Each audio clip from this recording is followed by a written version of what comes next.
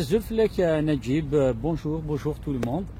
Je voudrais te poser une question qui est vraiment qui est compliquée, qui est très facile à comprendre, mais qui est très compliquée en fin de compte.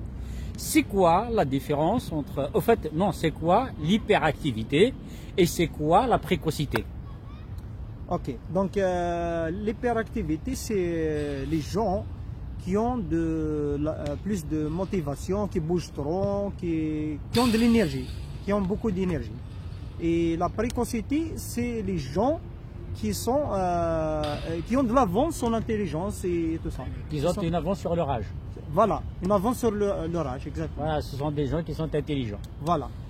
Donc souvent on a du mal. Au fait, il y a un nom qui est comment dire, qui est propre à un enfant qui est hyperactif. C'est ce qu'on appelle l'hyperactivité. Sauf que la plupart des gens, ils ont du mal au fait à faire la différence entre l'hyperactivité et la précocité. Oui, exactement. Parce que si je te pose la question et je te dis, c'est quoi la différence qu'il y a entre la précocité et l'hyperactivité? Oui, c'est une bonne question. Il y a un point de ressemblance à ce que je pense, parce que l'hyperactivité, on disait que c'est des gens qui font des efforts, beaucoup d'efforts, qui bougent trop. C'est quoi le lien? C'est quoi le lien? C'est au niveau de l'énergie, je crois. Non, alors, le lien qu'il y a entre l'hyperactivité et la précocité, au fait, il n'y a aucun. Sauf qu'il y a un seul point.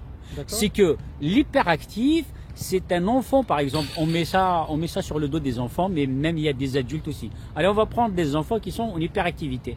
À chaque fois qu'il y a un enfant qui est vraiment très très dynamique, on lui colle directement l'étiquette de l'hyperactivité. Sauf que il y a l'hyperactivité, il y a aussi de la précocité. Et donc alors la différence qu'il y a, c'est tout simplement l'hyperactivité, qu'on appelle aussi le TDAH. Ça veut dire le trouble déficit d'attention avec ou sans hyperactivité.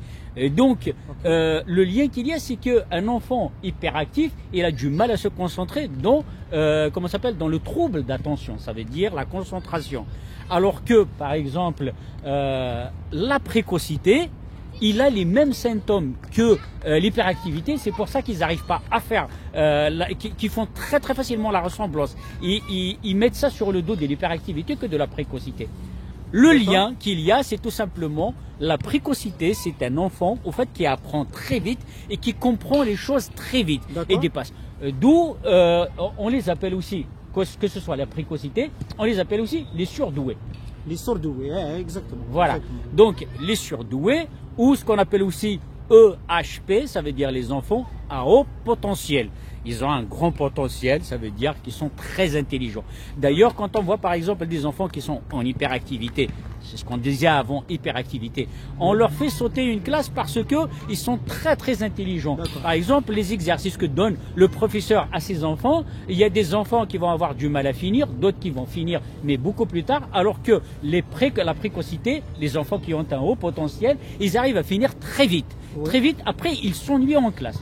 Donc, quand ils s'ennuient, pour les personnes en fait qui ne savent pas ce que c'est la précocité, ils vont adosser ça justement à la à l'hyperactivité. Et donc aujourd'hui dans la société dans laquelle on vit, on a vraiment du mal à faire la différence entre l'hyperactivité et la précocité. Et donc ce que j'ai à vous dire, c'est tout simplement, il y a des examens qui se font soit via un psychologue ou dans des centres justement destinés à la psychologie des enfants par exemple ou des adultes, pourquoi pas. Donc c'est des tests qui coûtent assez cher, qui ne sont pas remboursés par la sécurité sociale et qui ne sont pas aussi remboursés par nulle part, ni même les mutuelles. Peut-être qu'il y a des mutuelles qui prennent en charge, mais la mutuelle, on doit la payer vraiment très très cher pour qu'elle puisse rembourser ce genre de... Voilà, genre. Actuellement en France, on donne beaucoup d'opportunités aux enfants, on les aide dans tous les domaines. Par contre, juste ce domaine-là, parce que à l'école, un enfant hyperactif et un enfant qui a de la précocité, si on n'arrive pas à comprendre quelle est la différence entre les deux, on a du mal à situer justement ces enfants-là. Donc, la plus belle chose, enfin c'est pas la plus belle chose, c'est une obligation en quelque sorte, c'est de faire ces tests-là qui coûtent quand même assez cher pour certaines familles, même pour toutes les familles, ça coûte à peu près entre 150 à 300 euros. 300 euros, c'est la plupart des psychologues le font à 300 euros. C'est très rare de trouver quelqu'un qui le fait à 150 euros.